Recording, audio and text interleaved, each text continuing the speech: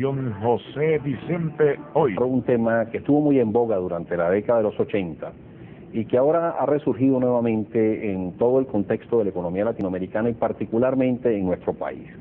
Me estoy refiriendo al problema de la deuda externa. Este fue un problema que, digamos, tuvo sus orígenes en un proceso de endeudamiento acelerado que comenzó a tomar cuerpo desde mediados de los años 70 y que duró a lo largo del segundo lustro de esa década y comienzos de los años 1980. Como ustedes recordarán, en el año 1973 se produjo la guerra del Yom Kippur en el Medio Oriente entre los países árabes e Israel, y ello tuvo como secuela el famoso embargo petrolero de los países árabes, fundamentalmente liderado por Arabia Saudita, quien comenzó a recortar los niveles de producción de petróleo en una forma paulatina para crear así una situación de relativa escasez de petróleo en los mercados internacionales,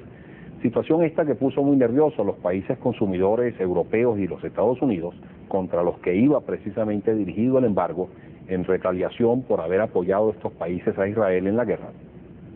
Y esto trajo como consecuencia que estos países consumidores comenzaran a demandar petróleo en cantidades artificialmente altas para acumular inventarios y así protegerse contra cualquier vulnerabilidad que pudiera o eventualidad que se pudiera presentar en el mercado petrolero internacional por los países productores árabes. Eso trajo como consecuencia entonces una sobredemanda en el mercado petrolero internacional, que a su vez se tradujo en una elevación sustancial de los precios del petróleo durante los últimos meses de 1973 y durante todo el año 1974. Esto lo podemos ver en este pequeño gráfico, donde después de un periodo de tiempo de bajos precios del petróleo, que inclusive estuvo también vigente durante toda la década de los 50 y la década de los 60 y comienzo de la década de los 70, como aquí se ve, esos precios del petróleo se dispararon en una forma sustancial, y este aumento de los precios del petróleo trajo obviamente consigo un incremento considerable en los ingresos de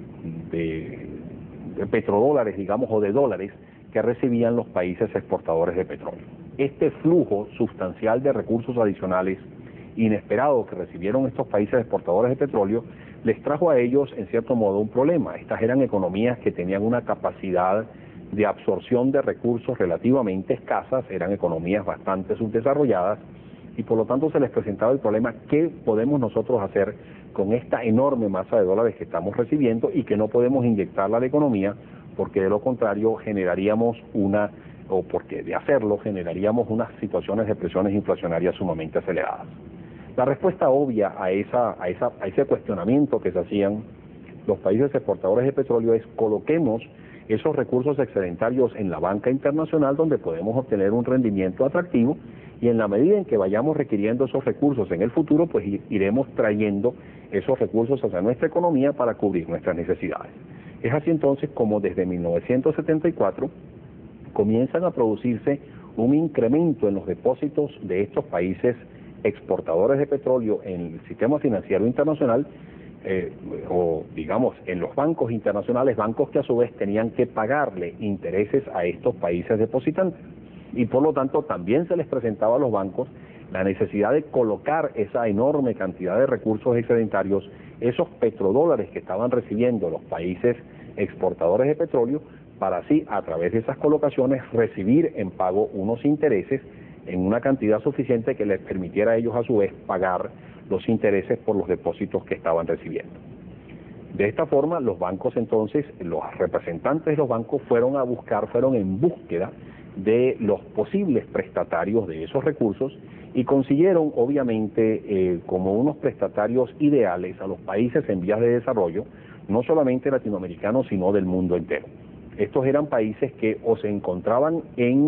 entre los países importadores de petróleo, porque no eran países productores de petróleo, sino que tenían que importar petróleo, y por lo tanto habían visto aumentado notablemente el costo de ese petróleo que tenían que importar, y ello entonces les generaba unas necesidades de financiamiento adicional. Y por el otro lado habían otros países exportadores de petróleo, como era el caso de Venezuela, que estaban implantando una serie de planes de desarrollo acelerado que involucraban grandes proyectos de inversión que hacían que ni siquiera los ingresos del petróleo fuesen suficientes para satisfacer, digámoslo así, la necesidad de financiamiento de estos cuantiosos proyectos de inversión, y que también entonces esto los llevaba a la necesidad de pedir prestado dinero en la banca internacional para financiar parte de estos ambiciosos proyectos de desarrollo. Vamos a cumplir unos compromisos. Al regreso vamos a ver cómo evolucionó este proceso y al fin del día qué consecuencias tuvo, cómo estalló este proceso a comienzos de los años 80 y qué consecuencias ulteriores tuvo esta problemática de la deuda. Ya regresamos.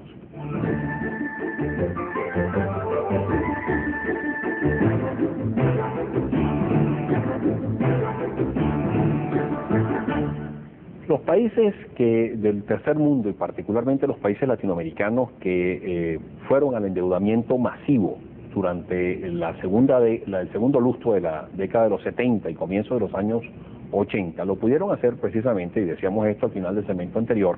porque los bancos disponían de una enorme cantidad de dinero que recibían en depósito de los países exportadores de petróleo y que tenían que prestarlo, y fueron en realidad bastante laxos los representantes de estos bancos en cuanto a las exigencias, los análisis y estudio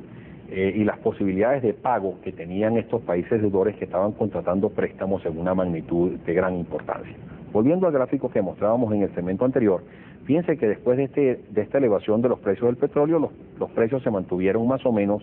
constantes o con muy poco aumento durante el segundo lustro de los años 70, inclusive en el año 78 mostraron una ligera contracción producto de una situación de sobredemanda, de sobreoferta que se estaba presentando ese año, pero después fíjense el nuevo enorme brinco que mostraron esos precios del petróleo en el año 1979 y 1980 debido a la crisis que se presentó en Irán con el derrocamiento del Shah de Irán y la entronización del gobierno islámico del Ayatollah Khomeini, quien decidió, digamos en respuesta a su posición radicalizada en contra de Occidente, suspender prácticamente la producción de petróleo del segundo país más importante de la OPEP y prácticamente sacar del mercado cerca de 5 millones de barriles al día. Eso produjo una segunda crisis petrolera, una segunda escasez importante de petróleo que a su vez generó nuevamente los aumentos de los precios del petróleo, a que ya nos referíamos, un nuevo flujo de petrodólares hacia los países productores de petróleo y por lo tanto un nuevo flujo de petrodólares hacia la banca acreedora, quien continuó entonces su proceso de empréstitos masivos y casi sin ningún tipo de limitación ni ningún tipo de prudencia a los países del tercer mundo. De hecho, esos procesos de endeudamiento o de empréstitos se hacían en una forma casi irresponsable. Todos los años se prestaban nuevas cantidades que generaban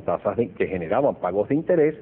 o de intereses, pero los países deudores cada año sabían que podían acudir nuevamente a los bancos y decirle no solamente préstame nuevo o dinero fresco, dinero nuevo, sino que también préstame lo que voy a necesitar para pagar los intereses de la deuda que previamente he acumulado y a la vez postérgame nuevamente el pago del principal de esa deuda, y de esa forma iban haciendo una rotación persistente, iban haciendo un aumento sostenido de ese endeudamiento de los países sin esto importarle mayormente ni a los bancos, porque los bancos lo que tenían era exceso de liquidez para prestar, ni tampoco a los países deudores, quienes irresponsablemente decían ¿qué importa seguirse endeudando si son los bancos los primeros interesados en venir a pedir, a prestarme, a ofrecerme ese dinero en préstamo? Y ellos permanentemente, año tras año, están dispuestos a renovarme los préstamos que me han hecho en el pasado y a prestarme un dinero adicional. Esto, sin embargo, tuvo su fin, un fin trágico, digámoslo así, en el año 1982. Fíjense ustedes nuevamente en el gráfico a que yo me refiero, que en el año 1982 hubo una reducción muy importante de los precios del petróleo después de la enorme subida del año 79 y 80. En el año 81 y particularmente en el año 82 hubo esta reducción. Esto hizo que los países exportadores de petróleo comenzaran a recibir una menor cantidad de dólares, pero que particularmente un país que en esa segunda crisis petrolera se había transformado en un país exportador de petróleo, que era México. México entró en una profunda crisis como consecuencia de esa reducción de los precios del petróleo. Primero porque vio reducido su principal producto de exportación, Ellos tenían también un déficit en sus transacciones externas porque habían incrementado sus importaciones notablemente, haciendo que, digamos, las importaciones superaran con mucho a las exportaciones y que ello produjera un déficit en la cuenta corriente de la balanza de pagos que en cierto modo se financiaba con una entrada masiva de capitales debido precisamente al endeudamiento masivo en que estaba incurriendo México año tras año, producto precisamente de estos empréstitos ilimitados que le ofrecían la banca. Cuando se reducen los precios del petróleo y por lo tanto caen las exportaciones de petróleo de México, y simultáneamente entonces los países exportadores de petróleo comienzan a retirar fondos de la banca, no solamente es que dejan de depositar fondos en la banca,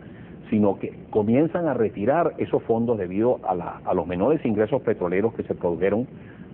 como consecuencia de los menores precios de petróleo. La banca entonces comenzó a fortalecer su posición, a endurecer su posición y a no querer seguir prestando recursos a los países acreedores o a los países que estaban contratando esa deuda. Esto trajo, obviamente, como consecuencia una situación sumamente delicada, particularmente para México, que no solamente había visto reducidas sus exportaciones de petróleo, sino que también veían de la noche a la mañana paralizado el flujo de divisas procedentes de los endeudamientos del pasado.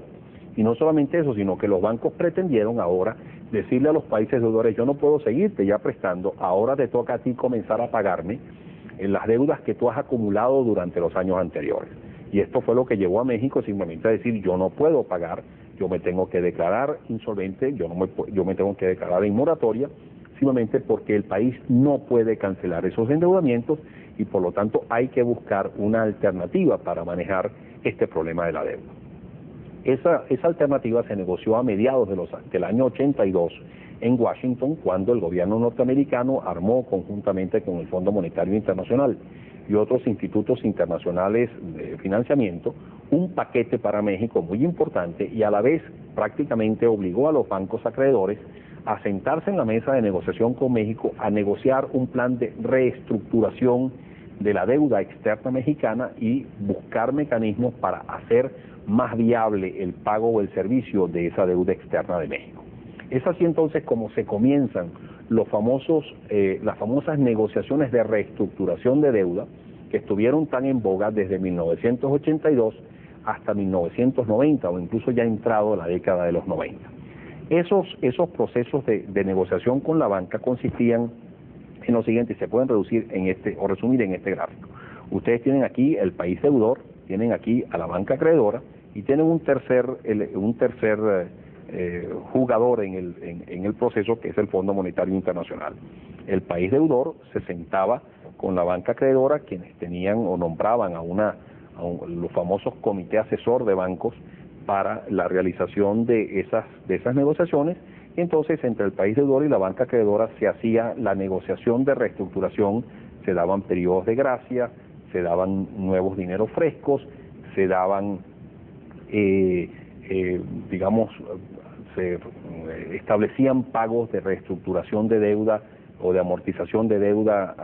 a plazos mayores, se establecían, por ejemplo, cuáles eran los intereses que iban a pagar o los intereses que iban a pagar los países deudores a los bancos, y esto era precisamente los procesos de renegociación a través de los cuales la banca le hacía nuevos préstamos a los países deudores para mantenerlos activos en el mercado financiero, y los países deudores se comprometían con la banca a pagarle los intereses y ulteriormente los pagos de amortización. Pero como estos países necesitaban de dinero fresco, necesitaban de financiamiento adicional por parte de la banca acreedora, esa banca acreedora le decía: yo nada más te voy a prestar parte de ese dinero y la otra parte te la va a prestar el Fondo Monetario Internacional, organización con la que tú tienes que negociar un acuerdo para poner en marcha una política económica, digámoslo así, restrictiva, típicamente restrictiva, acordada con el Fondo Monetario Internacional, para que entonces el Fondo Monetario Internacional te dé asistencia financiera y de esa forma complementes con el dinero que yo te estoy prestando, complementes los recursos que tú necesitas para mantenerte activo en el mercado financiero internacional. Vamos a cumplir unos compromisos. Al regreso vamos a ver cómo evolucionó este proceso de renegociaciones o de de renegociaciones periódicas con la banca acreedora y finalmente cómo terminó, cómo culminó ese proceso. Ya regresamos.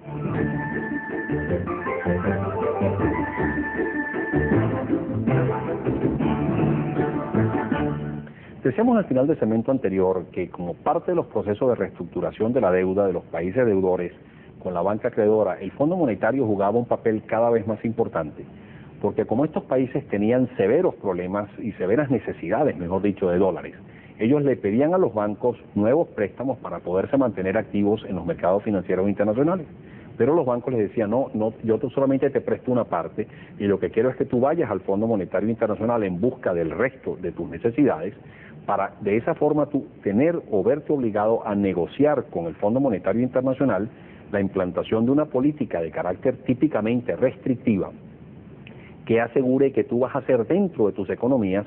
las gestiones y vas a poner en marcha una política económica precisamente orientada a fortalecer tu sector externo, que es lo que a mí como banco acreedor más me interesa para que de esa forma tú te puedas mantener activo en el mercado financiero internacional. Es así entonces como, volviendo a nuestro gráfico anterior, esas negociaciones del país deudor con el Fondo Monetario Internacional implicaban la necesidad de estos países deudores de implantar unas políticas de carácter típicamente restrictivas. ¿Por qué?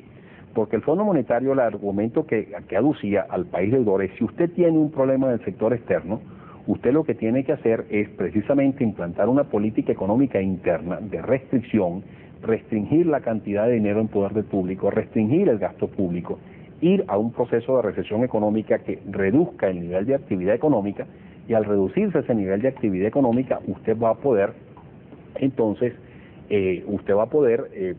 solventar, digámoslo así, su problema de balanza de pagos, porque al haber menor actividad económica, sus requerimientos de importación también van a ser menores y eso va a contribuir a mejorar su balanza de pagos y a solventar su problema externo. Esto fue lo que forzó a estos países latinoamericanos a tener que implantar políticas económicas de carácter restrictivo a lo largo de casi toda la década de los 80 y por lo tanto entrar en una situación de recesión, en una situación de presión social bastante intensa, que obviamente generaba una situación de desagrado, una situación de molestia dentro de estos países, pero que no les quedaba otra alternativa porque tenían que implantar esas políticas restrictivas si querían seguir teniendo la asistencia financiera tanto de los bancos como del Fondo Monetario Internacional para mantenerse activos en el mercado financiero internacional. Esto a su vez se agravaba precisamente por la situación de tasas de interés que estaban presentes en los mercados financieros internacionales. Tasas de interés que durante toda la década de los 80 se mantuvieron en niveles bastante elevados y que por lo tanto hacían que estos países deudores tuvieran que pagar unos elevadísimos montos por concepto de interés por su deuda externa, y que por lo tanto esto significase una carga sumamente acentuada para estos países para poder manejarse. Esta situación, sin embargo, comenzó a variar durante la década de los 90, cuando bajaron estas tasas de interés en una forma sustancial. El hecho es que se creó una situación de presión persistente o permanente dentro de estos países que hacían ya prácticamente insostenible, explosiva la situación, y que esto llevó básicamente a que los países deudores demandaran de las autoridades de los países industrializados, de los países de los bancos acreedores, que ablandaran su posición, que ablandaran sus niveles de exigencia en la mesa de negociación que surgían entre los países deudores y los bancos acreedores. Y es entonces cuando surge el famoso Plan Brady, a fines de los años 80, en marzo de 1989, que define un nuevo esquema completamente de reestructuración de estas deudas de los países deudores con la banca acreedora. Ya hemos dicho en otro programa que ese Plan Brady en lo que consistía era simplemente en que los países deudores emitían unos bonos denominados en dólares que estaban garantizados con obligaciones del Tesoro norteamericano, con bonos del Tesoro norteamericano, que a su vez que hacían pues que estos bonos emitidos por los países deudores eran entregados a la banca con la finalidad de canjear la deuda bancaria tradicional vieja que se reestructuraba cada 2 o 3 años con los bancos acreedores por estos nuevos títulos o obligaciones constituidos por los bonos denominados en dólares que emitían los países acreedores, los países deudores, perdón, y que servían para canjear la deuda bancaria vieja por este nuevo tipo de deuda constituida por bonos denominados en dólares y que son los denominados los famosos bonos Brady, que hoy en día están tan en boga en nuestro país. Esto hizo entonces que los bancos recibieran, a cambio de sus acreencias anteriores, recibieran estos nuevos bonos emitidos por los países deudores y plenamente respaldados en el pago de su principal por obligaciones del Tesoro norteamericano, y que entonces estos bancos comenzaran a vender o sacaran esos bonos al mercado y comenzaran a vender esos bonos en la bolsa de Nueva York, en la bolsa de París, en la bolsa de Londres, en las bolsas europeas y en la bolsa japonesa, y que entonces esos bonos emitidos por estos países deudores pasaran a manos de decenas de miles de japoneses, norteamericanos, europeos, etcétera, que pasaban a ser ahora los acreedores de estos países deudores. De esta forma entonces ya los acreedores de estos países dejaron de ser los 400 o 500 o 600 bancos con los que tradicionalmente se negociaban nuevos términos de deuda a través de los comités asesores que ellos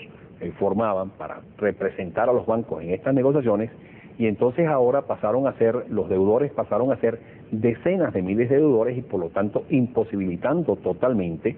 el poder continuar nuevamente realizando negociaciones periódicas de reestructuración de deuda con la banca acreedora, ya que ahora no eran los bancos acreedores los únicos acreedores que tenemos, sino ahora eran decenas de miles de bancos. Sin embargo, esto importó poco, porque como nosotros podemos ver, digamos, en el gráfico que nosotros hemos utilizado previamente, fíjense ustedes cómo estas tasas de interés bajaron en una forma considerable durante los años 90, y eso hizo que el pago por concepto de intereses que tuviesen que realizar los países deudores pues fueran relativamente menores, y que por lo tanto prácticamente estos países pudieran manejar el servicio de esta deuda constituida por el pago de intereses en una forma relativamente fácil y relativamente sencilla. Esta tendencia, sin embargo, ha cambiado notablemente durante el año 1994 y durante el año 1995, cuando nuevamente vemos una situación de tendencia alcista de las tasas de interés que hacen que entonces los pagos por concepto de intereses de estos bonos Brady, que están en manos de las decenas de miles de japoneses, norteamericanos, europeos, etcétera, que ahora son nuestros acreedores, implican también una carga adicional muy importante para estos países deudores, y están haciendo que no solamente estos mayores pagos de interés por concepto de intereses, sino que también la iniciación ya de pagos de amortización de algunos de estos bonos Brady que se emitieron a comienzos de los años 90, están haciendo que nuevamente se comience a sentir en una forma cada vez más pesada, cada vez más directa, el peso nuevamente de esta deuda externa que, lejos de haberse solucionado y que lejos de haber desaparecido de nuestro ámbito económico, sigue estando allí, sigue formando una presión, una situación, digámoslo así, de presión económica que cada vez está tomando más cuerpo. De ahí entonces que tenemos que estar preparados para tener que afrontar nuevamente una situación de carga por concepto de servicio de esta deuda, con el agravante de que ahora no podemos simplemente llamar a los 400 o 500 bancos para que nuevamente reestructuremos estas deudas, ya que estas deudas constituidas por bonos denominados en dólares no son renegociables, y esto ejerce presiones adicionales sobre estos países que hacen que nuevamente estemos sintiendo la carga de esta deuda externa en una forma considerable. Y esto es particularmente cierto en nuestro país, haciendo esto que se genere una carga adicional indeseable que vamos a tener que manejar con bastante cuidado, y que introduce, digámoslo así, un nuevo elemento, un nuevo ruido dentro del sistema, un nuevo elemento limitante para el manejo de la deuda externa, simplemente como consecuencia todavía o como secuela de aquel proceso de endeudamiento irresponsable en que incurrimos durante la década de los 70 y comienzos de la década de los 80. Reciban un cordial saludo y hasta la próxima. Sigan con la mejor programación. Vean a continuación